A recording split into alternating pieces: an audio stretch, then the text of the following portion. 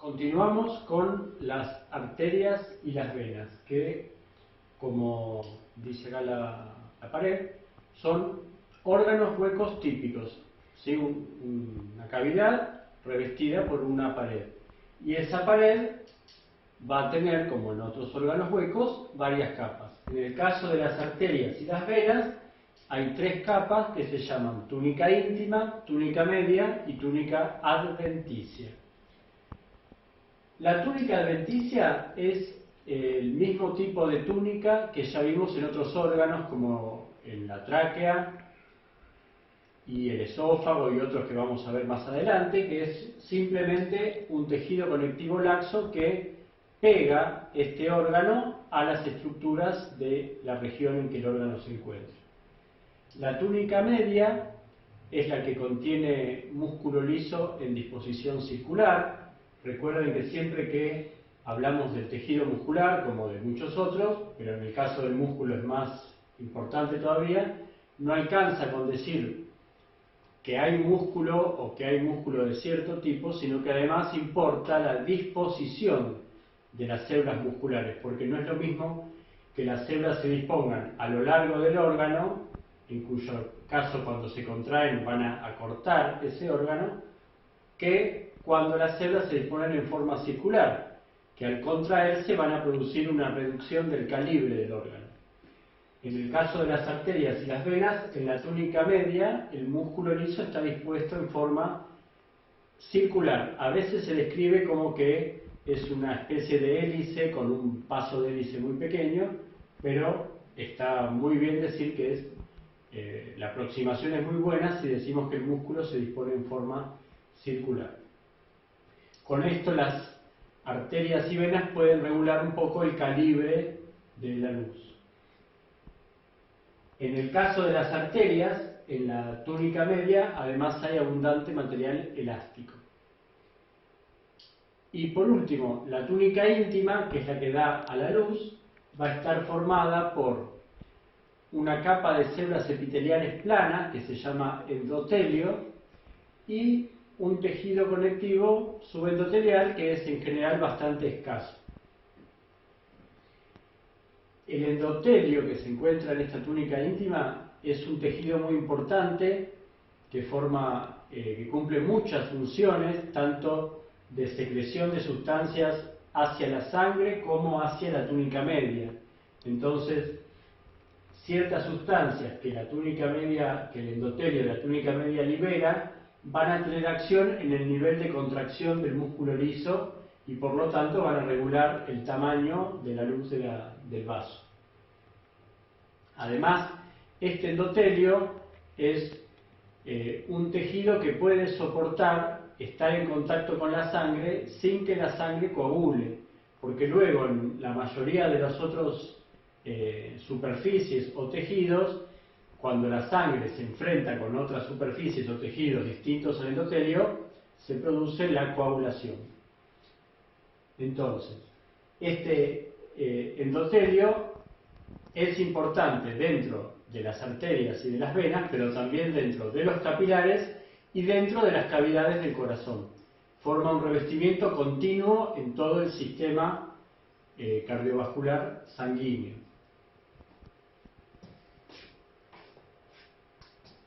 Acá está más o menos lo mismo y remarcamos palabras claves de cada capa, ¿sí? Que nunca deberíamos olvidar. Túnica íntima contiene al endotelio. La túnica media al músculo liso dispuesto circularmente. Pueden haber otros componentes como material elástico que vamos a ver en las arterias.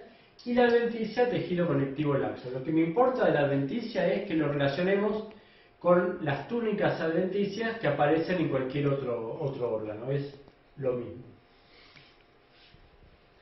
Una diferencia típica entre las arterias y las venas tiene que ver con que cuando uno compara una arteria con la vena correspondiente, ¿y a qué le llamamos vena correspondiente? No tiene mucho sentido comparar una vena del dedo meñique con la arteria aorta.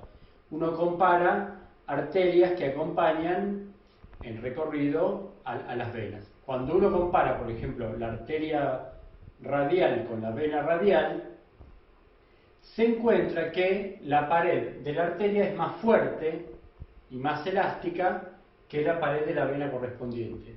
Esto se cumple en casi todas las arterias y venas, que es que la túnica media va a estar mucho más desarrollada en la arteria comparada con la vena, y la túnica adventicia al revés, va a ser mucho más amplia en la vena que en la arteria. Como la pared es más fuerte en la arteria, cuando se hace una disección anatómica o un preparado histológico, en general la arteria va a mantener más la forma circular en su sección que la vena. Por tener la pared más débil, en general la vena se observa colapsada. Igualmente podemos encontrar preparados en que la arteria también se encuentre un poco más colapsada, pero es como una cosa bastante típica que en un preparado histológico o anatómico la vena tenga una luz más amplia que la arteria correspondiente y al tener la pared un poco más débil sea más colapsada. Por otra parte, cuando se hace una disección, a la persona que hace la disección le resulta relativamente fácil decidir dónde pasa el bisturí, porque la túnica adventicia es delgada, entonces es como que se va tirando de la arteria y se corta fácilmente. Eso cuando yo quiero aislar un vaso sanguíneo en un preparado cadavérico, por ejemplo. En cambio, dado que el tejido conectivo de la adventicia es mucho más amplio y difuso en el caso de las venas, no es tan fácil para este anatomista tomar la decisión de si corta acá o si corta acá o un poco más acá. Siempre la pared de las venas son más difusas, están más entremezcladas con las estructuras de la otra región. Y además que en distintos órganos aparecen muchas veces venas que tienen características especiales. En los ganglios linfáticos podemos encontrar vénulas de endotelio alto. En la médula suprarrenal podemos encontrar características específicas en esa vena que se encuentra en el centro de la médula. También tenemos a los senos de la dura madre, que ahí ya se escapan de esta estructura de pared, pero que también funcionalmente son como venas. Entonces, todo el sistema venoso es como mucho más variable e irregular cuando uno lo compara con el sistema arterial. Acá tenemos unos esquemas y fotos de preparado histológico de dos arterias, que ahora vamos a entrar un poco en la clasificación de las arterias. Pero fíjense, esta sería la túnica adventicia, esta es la túnica media y esta es la túnica íntima.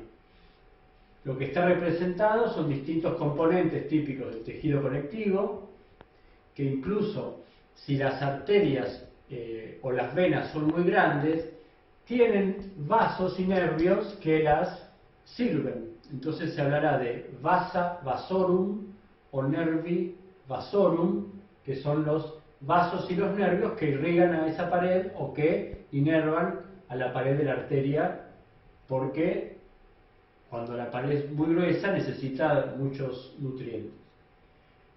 En la túnica media lo que está representada es las capas de músculo liso.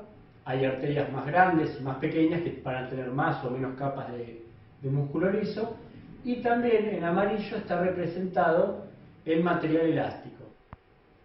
Algo muy interesante en las arterias es que el material elástico de la túnica media lo sintetiza y secreta la célula muscular lisa. Eso es característico de las arterias. En la túnica media de las arterias no hay fibroblastos, la única célula capaz de secretar es la de músculo liso. Y acá el material elástico se sintetiza como elastina, que eso lo vimos hace mucho, no es una fibra elástica, no es una fibra elástica, sino que son láminas elásticas que tienen forma de cilindro. A veces con aberturas, pero acuérdense que cuando la elastina estaba sola, sin fibrilina, se disponía en forma de láminas en vez de forma de fibras. En las arterias, además, La túnica íntima incluye una membrana elástica interna que es bastante completa y bastante visible en los preparados histológicos. En cambio, la membrana elástica externa a veces está presente y otras veces no tanto. Acá tenemos preparados histológicos teñidos con distintos colorantes que no son hematoxilina y eosina, pero fíjense que tenemos la túnica íntima, que es bien delgada, la túnica media y la adventicia. En este caso, que es otra arteria mucho más grande, con una pared más grande, la túnica media es de un espesor considerable, la túnica íntima y la adventicia. Esto lo vamos a desarrollar ahora en un rato, pero acá quiero comparar para una arteria y una vena del mismo calibre aproximadamente cómo es la relación de proporciones entre las distintas túnicas. Fíjense que la túnica íntima en cualquier caso va a tener el endotelio que da a la luz del vaso, pero la túnica media va a ser mucho más gruesa en la arteria que en la vena. Y inversamente, la túnica adventicia va a ser muy gruesa en la vena y mucho más delgada en la arteria. Antes de continuar con la descripción de los vasos, quiero que discutamos un poco sobre las diferencias que hay entre las válvulas y los esfínteres, que son estructuras que aparecen en muchos sistemas con funciones similares, pero estructura diferente. Y en el caso del aparato cardiovascular vamos a encontrar muchas válvulas. ¿Qué hace una válvula o un esfínter? Es un mecanismo que permite cerrar o abrir el paso de un tubo, de un conducto, de un orificio. Entonces, ¿cuál es la diferencia? Las válvulas tienen hojas y esas hojas se llaman valvas. Las valvas se van a disponer geométricamente de una manera que ahora vamos a explicar, pero en general las válvulas que vamos a ver no tienen músculo en su composición histológica, sino que principalmente funcionan por su geometría. Por ejemplo, las válvulas que se encuentran en las venas tienen hojas, que como dijimos se llaman valvas. Cada valva tendrá un borde adherente por el cual se une a la pared del vaso y un borde libre. Pero van a tener una concavidad, no van a ser planas. Entonces, la concavidad va a estar orientada hacia el corazón y la parte convexa hacia los capilares. Esto en el caso de las venas, que son los órganos que tienen válvulas. Eso lo vamos a explicar, pero algunas venas tienen válvulas, que son las de los miembros. Hay válvulas adentro del corazón, también las válvulas cardíacas, pero luego en el recorrido de las arterias no hay válvulas. Entonces la válvula es típica o del corazón o de algunas venas. Entonces, volviendo a la vena, de este lado está el corazón y de este lado están los capilares. La orientación es tal que cuando se produce una mayor presión del lado convexo, la válvula se abre. En cambio, cuando se produce una mayor presión del lado cóncavo, por la misma forma de las hojas, se llenan de sangre, se tocan los bordes libres y la válvula se cierra. Es decir, tienen un mecanismo que depende de la geometría y de las diferencias de presiones a cada lado de las hojas. En cambio, los esfínteres son estructuras siempre formadas por tejido muscular. Vamos a tener esfínteres de músculo liso y esfínteres de músculo esquelético. Y en la mayor parte de los casos, ese tejido muscular se dispone en forma circular alrededor de un conducto o de un orificio. En este caso, el recto con el conducto anal y el esfínter anal. ¿Sí? Después, ya cuando estudiemos aparato digestivo, vamos a ver que hay un esfínter involuntario de músculo liso y un esfínter voluntario esquelético. Pero Esto quería recordarlo porque ya un poco hablamos de los esfínteres hace algunas semanas. Bien, en cuanto a la función, uno puede pensar que es similar porque dejan pasar algo a través de un orificio o de un conducto, pero la disposición de los componentes de este mecanismo es bien distinta. Como decíamos, en el caso de las venas, las válvulas venosas sirven para que la sangre que logró avanzar una cantidad, una altura, no tenga flujo retrógrado. Además, en el caso del miembro inferior, por ejemplo, la contracción de los músculos también va a funcionar para bombear un poco esa sangre. ¿Qué es lo que no hay? No hay un corazón que bombee la sangre desde el pie hasta el corazón. Sin embargo, la sangre llega contra la gravedad. Entonces, lo interesante es estos mecanismos de válvulas que no empujan, no bombean la sangre, pero garantizan que la sangre que logró subir una cierta altura no pueda volver para atrás, no haga un flujo retrógrado. A veces fallan estas válvulas y se producen las famosas varices. En las venas que tienen válvulas son las venas de los miembros en el humano, tanto del miembro superior como del miembro inferior. En cambio, en las venas del tórax, por ejemplo, o del abdomen, ya no se encuentran válvulas. Y como decíamos, las válvulas son típicas de las venas. La pregunta es, ¿cómo está formada histológicamente la válvula? Están formadas solamente por la túnica íntima. Es decir, tienen un núcleo de tejido conectivo y un revestimiento de células endoteliales. Es decir, no hay músculo en la composición de las válvulas de las venas.